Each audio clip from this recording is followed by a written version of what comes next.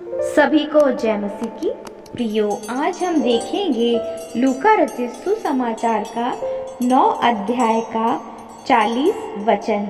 कल तक हमने 39 वचन देखा था। मैंने तेरे चेलों से विनती की कि उसे निकाले, परंतु वे ना निकाल सके। यीशु ने उत्तर दिया, हे अविश्वासी और हठीले लोग, मैं कब तक तुम्हारे साथ रहूंगा और कब तक तुम्हारी सहूंगा। अपने पुत्र को यहाँ ले आओ। वह आ ही रहा था कि दुष्ट आत्मा ने उसे पटक कर मरोड़ा, परंतु यीशु ने अशुद्ध आत्मा को डांटा और लड़के को अच्छा करके उसके पिता को सौंप दिया। तब सब लोग परमेश्वर की महासामर्थ से चकित हुए। परंतु जब सब लोग उनका सब कामों से जो वह करता था अचंभित थे, तो उसने अपने चेलों से कहा, तुम इन बातों पर कान दो, क्योंकि मनुष्य का पुत्र मनुष्य के हाथ में पकड़वाया जाने को है।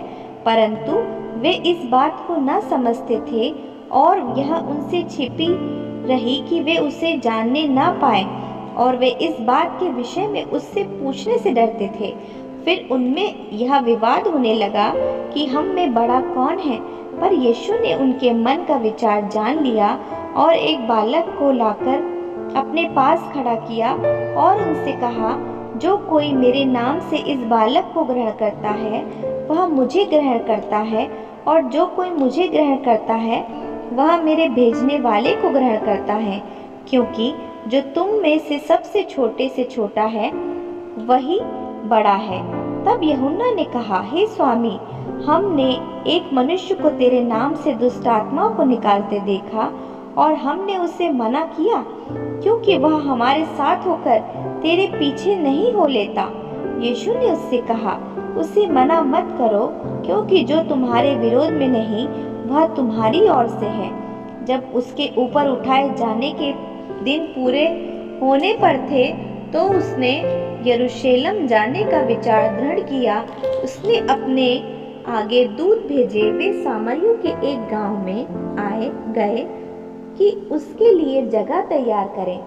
परंतु उन लोगों ने उसे उतरने ना दिया, क्योंकि वह यरूशलेम जा रहा था। यह देखकर उसके चेले याकूब और यूहन्ना ने कहा, हे प्रभु, क्या तू चाहता है कि हमें आज्ञा दे कि आकाश से आग गिरकर उन्हें भस्म कर दे? परंतु उसने फिरकर उन्हें डांटा और कहा, तुम नहीं जानते तुम कैसी आत्मा की हो, क्योंकि मनुष्य का पुत्र लोगों के प्राणों का नाश करने नहीं, वरन उन्हें बचाने आया है। और वे किसी गांव में चले गए। जब वे मार्ग में जा रहे थे, तो किसी ने उससे कहा, जहाँ जहाँ तू जाएगा, मैं तेरे पीछे हो लूँगा। यीशु ने उससे कहा, लोमड़ियों के भट्ट और आकाश के पक्षियों के बसेरे होते हैं, पर मनुष्य के पुत्र को सिर धरने की भी जगह नहीं। उसने दूसरों से कहा, मेरे पीछे हो ले। उसने कहा, हे प्रभु, पहले मुझे जाने दे कि मैं अपने पिता को गाड़ दूं। उसने उससे कहा, मरे हुओं को अपने मुर्दे गाड़ने दे, पर तू जाकर परमेश्वर के राज्य की कथा सुना। एक और ने भी कहा, हे प्रभु, मैं तेरे पीछे हो लूँगा, पर पहले मुझे जाने दे कि अपने घर के लोगों से विदा ले आऊं। यीशु ने उससे कहा, जो कोई अपना हाथ हल पर रखकर मेरे पीछे देखता है, वह परमेश्वर के राज्य के योग्य नहीं। परमेश्वर इन वचनों के द्वारा हमें बहुत ऐसे आशीष दे। आगे का वचन हम कल देखेंगे। सभी मेरे प्रिय भाइयों बहनों को जय मसीह की। प्रियो, वचनों पे चलें, उन्हें माने, उन्हें अमल करें, जिनसे हमें प्रभु बहुतायत की आशीष देते हैं। अनंत जीवन हमारा इन्हीं वचनों के द्वारा है। प्रभु आपको और आपकी फैमिली को एक बार फिर से बहुतायत की आशीष दे। सभी मेरे प्रिय भाइयों बहनों को एक बार फिर से जय मसीह की।